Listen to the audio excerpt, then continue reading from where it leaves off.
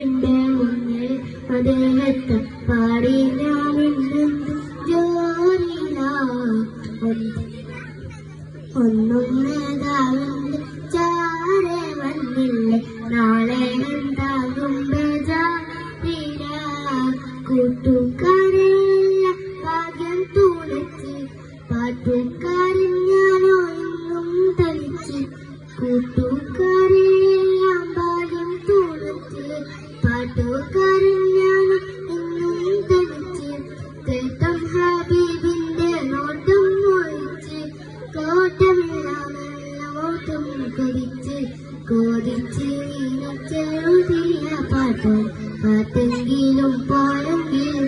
മദീനത്തെ പ്രാവുകൾ പാടിയെങ്കിൽ